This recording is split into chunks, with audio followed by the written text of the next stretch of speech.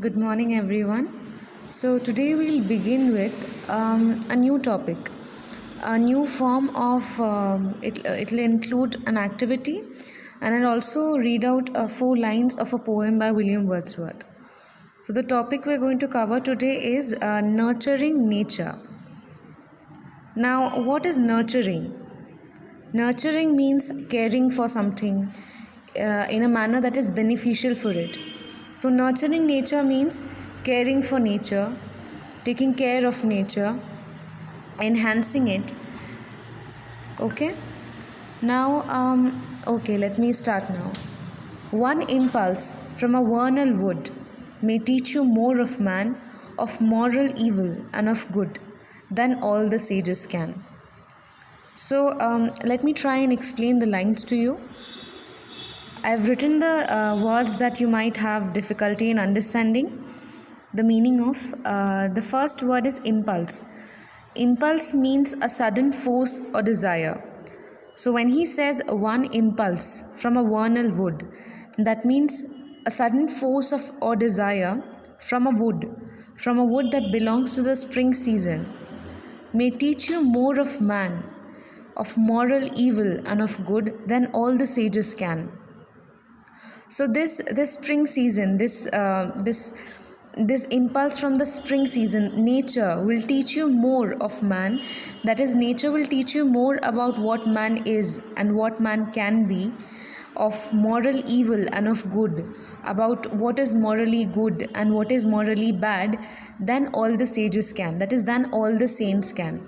So that is, he is saying that the nature is so powerful, nature is so influential, that one impulse from nature, one impulse from the spring of nature, the wood belonging to spring, will teach you more about being a man, about what it is being human, than all the saints in the world can. Okay, so I hope you've understood this bit. Now, the words here to note are impulse, that is sudden force or desire, vernal, fresh or new like spring, sages, that is saints. Okay. Now, let me start with the activity of today. So, in today's activity, I'm going to give you hints about a few words, and your job is to guess the word that I'm giving you the hints of. So the first one is I am the biggest and the brightest star close to your planet. Now remember, we did adjectives yesterday. Do you remember the order in which you were asked to write the adjectives? There are two adjectives here. There is biggest and there is brightest. But size comes before the quality, right? So you see size has come before. Now let me move back to the sentence. I am the biggest and the brightest star close to your planet. So which is the star that you think that is very big and bright and close to your planet? Which do you think it is? Think.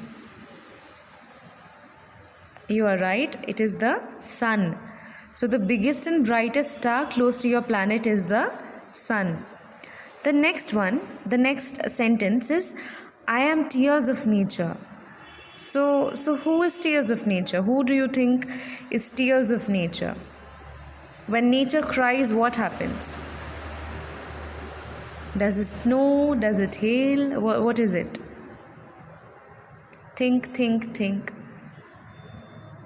You're right. It is rains. So I am tears of nature, and the tears of nature is none but the rains. RAINS. Now the next one is we are the food factory of a plant. I'm so sorry, it will be planet. The food factory of a planet. So the food factory of a planet, which do you think is the food factory of the planet?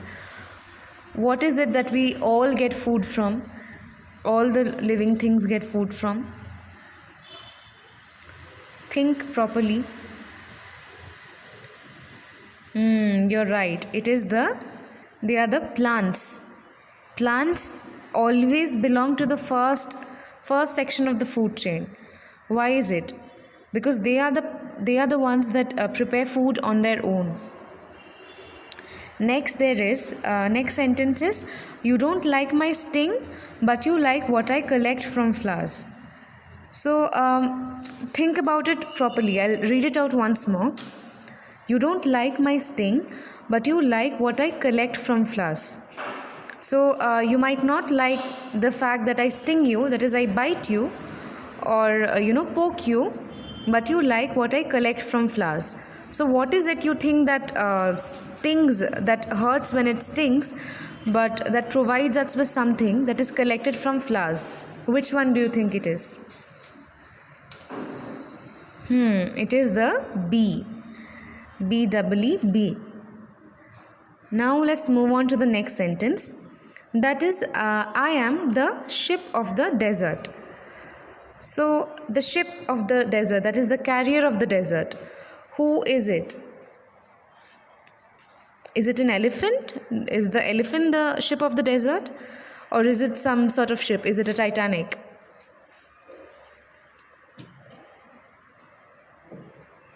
No, it is the camel.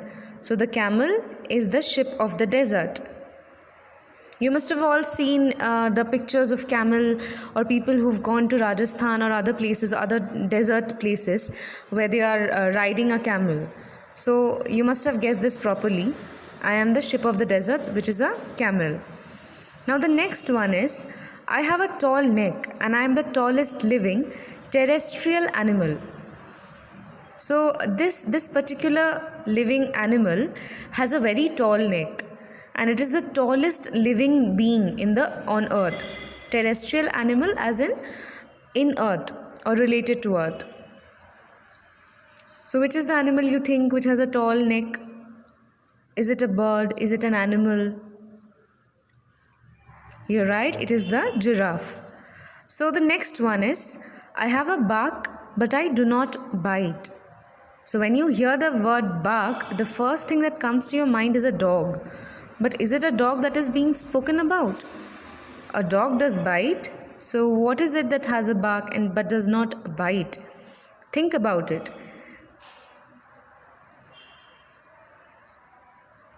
Yes, it is a tree. It is a tree that has a bark. The stem portion of the tree is called the bark, and it does not bite. So it's a very funny riddle. The next, lastly, what we have is, we breathe through gills. So which is the animal or living thing that breathes through gills?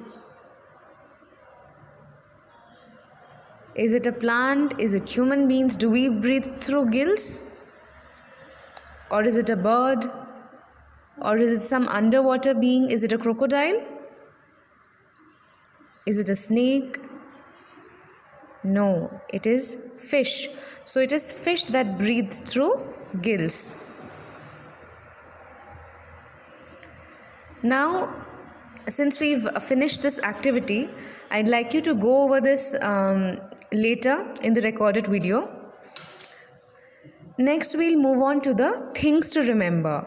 Now, what are the things you need to remember when it comes to speaking or writing the correct form of English? So these are a few common mistakes that I've seen being repeated over and over again, and I don't want you to make the same mistake, so I've written it here. So the confusion between there and there, THEIR there and THERE there. So THEIR there means something belonging to someone. For example, it is their umbrella, or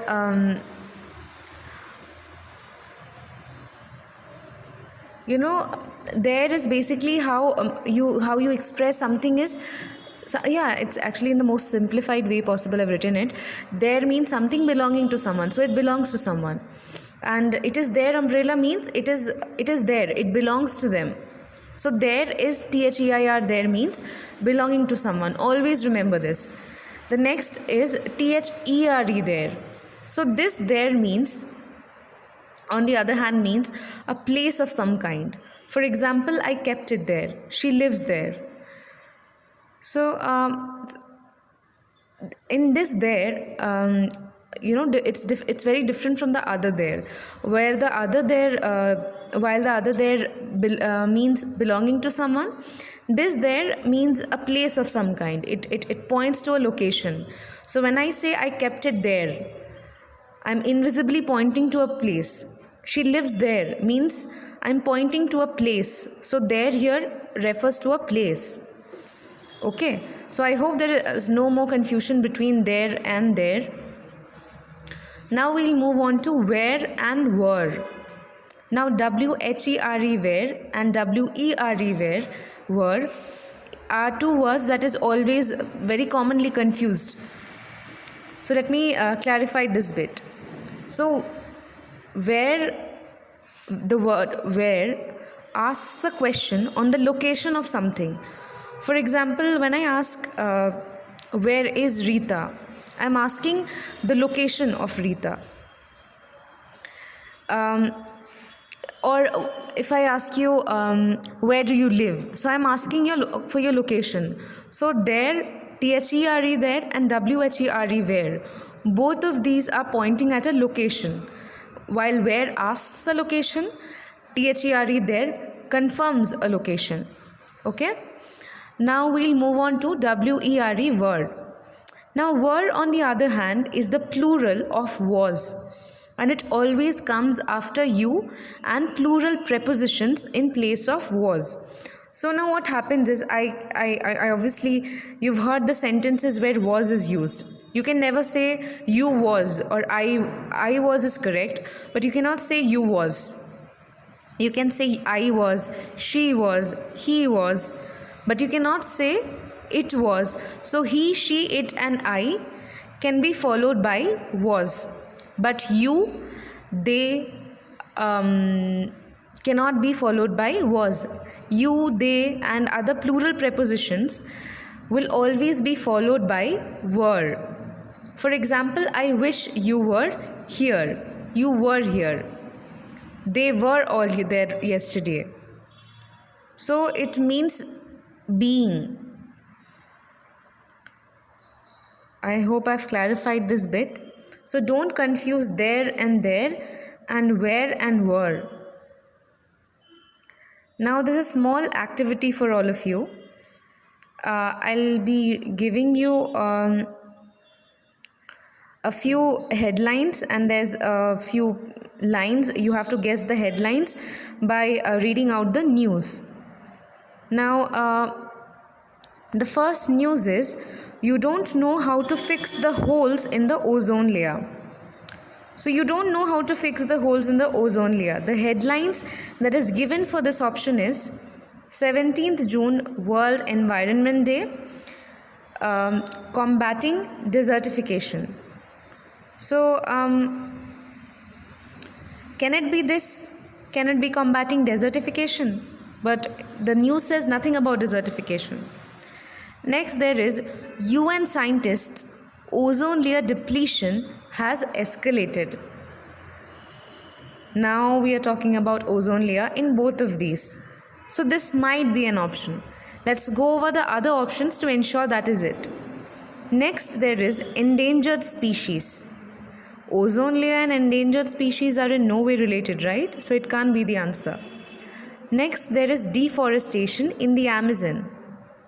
So ozone layer and deforestation again doesn't go hand in hand. Lastly, there is a headline on oil spill.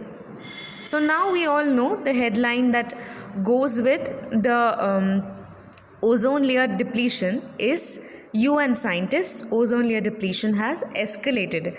Escalated means suddenly increased. Now the next news is, you don't know how to bring the salmon back from the dead stream. So this is the people, the common people telling,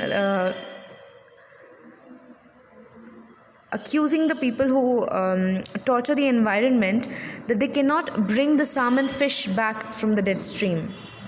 So what has happened that the fish can't come back? Is it because the stream has been desertified? Is it because the stream has been endangered? Is it because the stream has been deforested? Or is it because the stream has experienced an oil spill?